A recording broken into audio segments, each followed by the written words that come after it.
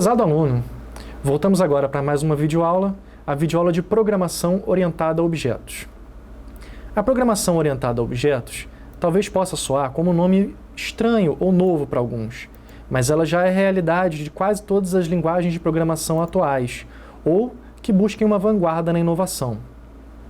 Na verdade, sua mudança de paradigma foi tão impactante que qualquer outra forma de interpretação de programação para implantação de softwares nas organizações é considerada arcaica por definição.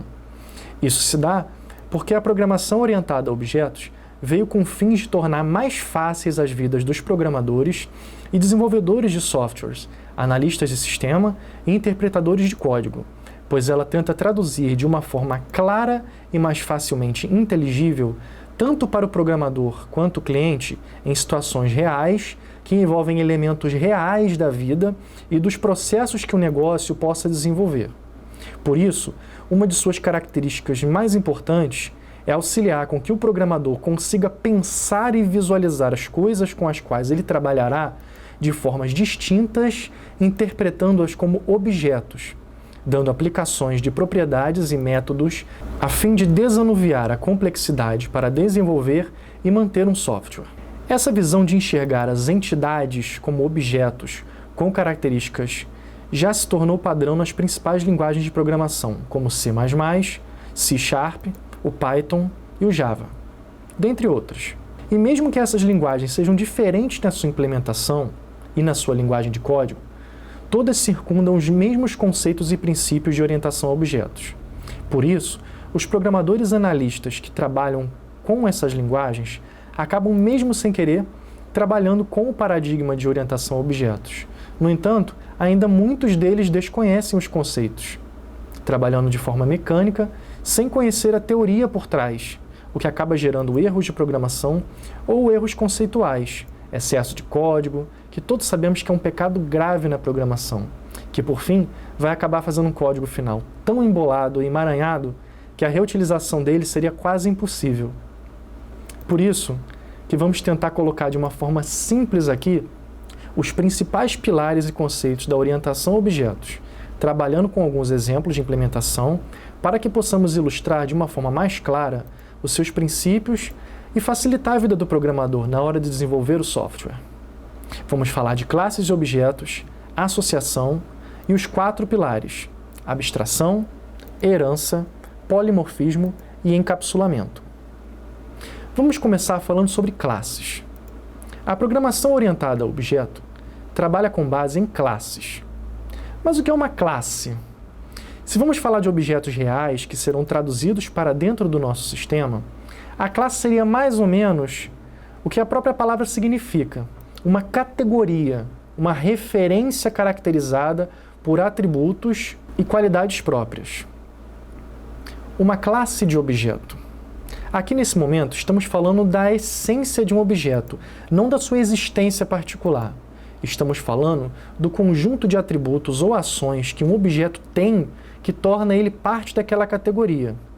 Se formos dar um exemplo, podemos dizer que o Fiat Uno, o Ford Ka e o Honda Civic são objetos da classe carro.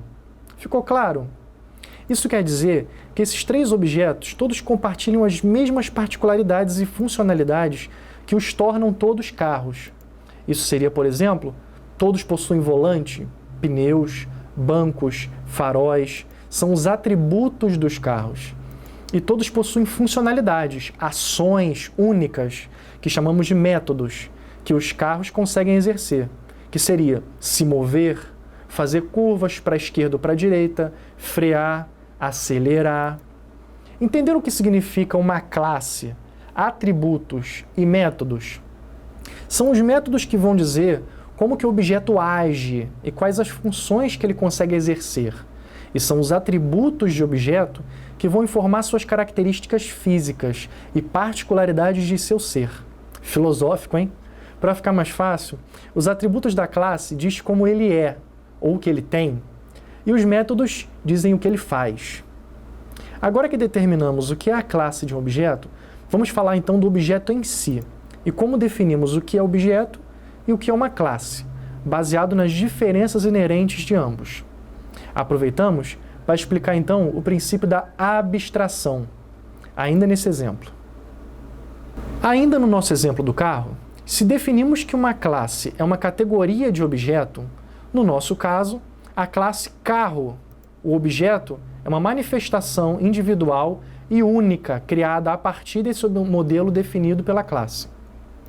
Em outras palavras, o Ford Ka é um objeto da classe carro, ou seja, ele é uma manifestação individual instanciada dentro das características e funções relativas à classe carro, mas com suas próprias particularidades de cada uma delas.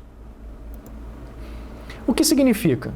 Significa que mesmo que o nosso Ford Ka seja um objeto da classe abstrata carro, suas características de volante, pneus e bancos não serão as mesmas características de volante, pneus e bancos do objeto Fiat Uno. Ambos possuem o atributo volante, mas o atributo volante do Ford Ka possui uma variação particular a ele. E o volante do Fiat Uno possui suas próprias características. Recapitulando e resumindo, o objeto é como se fosse uma criação nascida do molde da classe. Nesse momento, mesmo tratando de um sistema de teor virtual e abstrato, o objeto se diferencia da classe por ser uma concretização da mesma. Nesse ponto, podemos compreender que a classe carro em si não representa um objeto concreto, mas sim a ideia do que é o objeto. A classe carro é uma classe abstrata, ou seja, uma classe que representa o conceito essencial, geral, que dará molde às instâncias dos objetos reais criados a partir dessa classe. É para isso que a classe abstrata servirá, geralmente vindo apenas como referência interna para a criação de subclasses e objetos concretos. Temos também a associação de classes, que para aqueles que já têm alguma noção dos modelos de entidade e relacionamento e da modelagem de dados dos diagramas de uso da engenharia de requisitos, vão entender com facilidade. A associação de classes se refere aos tipos de relacionamento que uma classe terá com a outra, como uma se utiliza da outra e como uma afetará a outra dentro do sistema. É nesse momento que os métodos e atributos vão agir. Eles serão as funcionalidades que vão efetuar ações nessas e nas outras classes, e poderão alterar ou não seus atributos. A associação de classes também se refere à quantidade de relacionamentos que uma classe possui com as outras.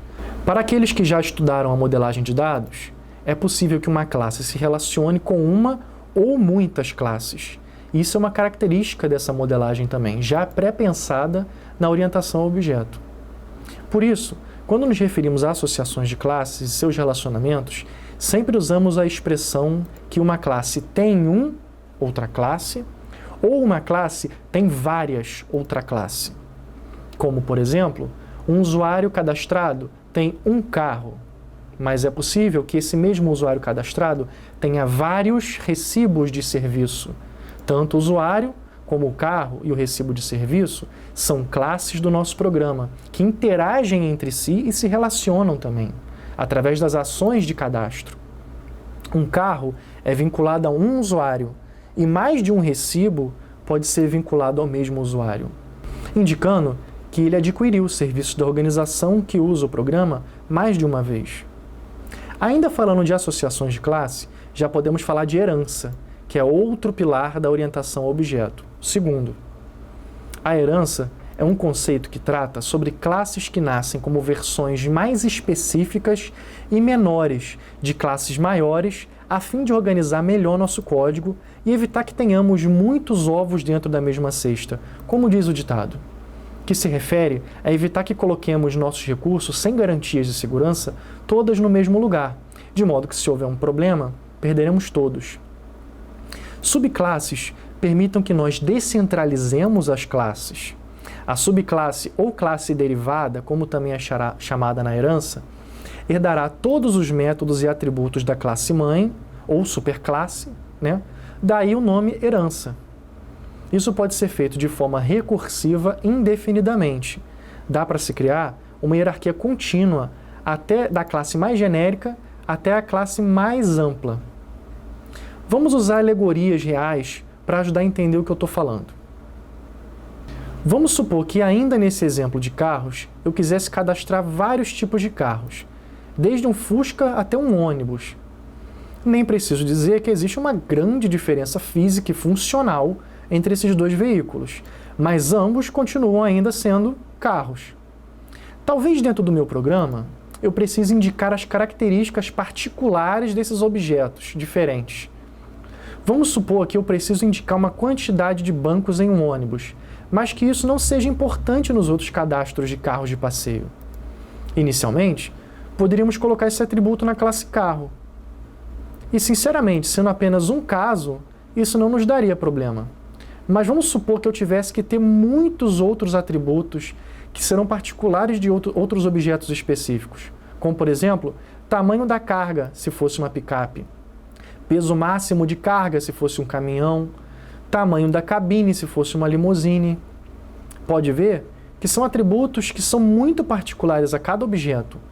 E não vale a pena encher a minha classe original carro com todos esses atributos a serem preenchidos, sendo que nem todos seriam utilizados. Uma solução seria a herança, em que criaríamos uma subclasse de um carro para se enquadrar a essas classes particulares. Com isso, nessas novas subclasses, criaremos apenas os atributos particulares a elas e elas herdarão os atributos comuns a todos os outros da classe mãe carro. A subclasse caminhão, por exemplo, herdaria os atributos cor, tipo de combustível, quilometragem, tipo de marcha da classe mãe carro, pois todos os outros carros existentes possuem esses atributos. E teria em sua subclasse caminhão apenas o atributo peso máximo da carga, que não seria importante para um Fusquinha, por exemplo. Quando precisássemos instanciar um objeto caminhão, teremos acesso aos seus atributos particulares e aos originais da classe mãe carro. Dessa forma, conseguimos organizar de uma forma melhor e mais precisa as nossas classes e evitamos atributos e operações conflitantes. Falando de herança, podemos falar também do polimorfismo, que é o terceiro pilar que define o conceito de orientação a objeto. Polimorfismo é a junção das palavras poli, que significa muitos, e morfismo, que significa formas. Muitas formas. O que isso significa na prática de orientação a objeto? É mais ou menos uma extensão do conceito da herança, em que classes e objetos podem assumir várias formas para se enquadrar a necessidades da operação. Isso se dá com os princípios da herança. Assim poderíamos tratar objetos semelhantes de uma maneira uniforme. Antes da orientação a objeto, quando precisássemos criar novas funcionalidades e métodos a uma classe, teríamos que alterar o código e recompilar tudo novamente. O polimorfismo surge como uma resposta perfeita a esse excesso de retrabalho, pois o que ele nos permite fazer é reescrever novos métodos, às vezes com a mesma assinatura e nomes das classes anteriores ou das classes mães, de forma a sobrescrever, essa é a palavrinha mágica, os de cima em sua execução. Dessa forma, o método de uma classe mãe pode ser atualizado e reinterpretado pelas classes filhas ou subclasses sem que você precise alterar os códigos dos métodos anteriores, dando assim múltiplas fórmulas de execução ao mesmo método, dependendo de qual subclasse está executando ele. Agora, por último, o encapsulamento, o quarto pilar, que é uma característica-chave da orientação a objeto que se refere à segurança de atributos e métodos, em que criamos limitações de acesso e visualização a estes elementos. O que isso quer dizer? Quando criamos classes e objetos dentro de um grupo, onde esses objetos e classes se relacionarão, esses grupos se chamam pacotes, na teoria, todos os objetos podem ser visualizados e acessados uns pelos outros dentro desses pacotes. Isso, de certa forma, pode significar pouca segurança para a privacidade dos atributos e métodos dos objetos. Por isso, existem categorias que podemos atrelar a atributos dentro de uma classe para restringir a visualização e o acesso, e a consequente adulteração destes por outras classes, tanto proposital quanto acidentalmente. Às vezes, realmente, não é nem proposital, mas é mau uso mesmo, e má programação na escrita do código. E o encapsulamento, por exemplo, garante que uma classe que tem um método de divisão entre dois atribuído dentro da classe não tem o valor zero atribuído a ele no dividendo por acidente. Para essa proteção, existem limitadores de acesso, protected e private, que farão com que o acesso e visualização só possa ser visto pela própria classe ou suas subclasses, através dos métodos get e set, que são comuns dentro da programação objetos, sendo que o get serve para você retornar um valor de um atributo e o set serve para você adulterar e atualizar o valor de um atributo. Tá? Não vamos entrar nisso a fundo. Assim, temos formas aplicáveis e universais de garantir a integridade do conteúdo de nossas classes e objetos. Agora que falamos das classes, associações e os 4 pilares da programação objeto, vocês já podem se aprofundar nessa questão. Vejo vocês na próxima aula. Até mais!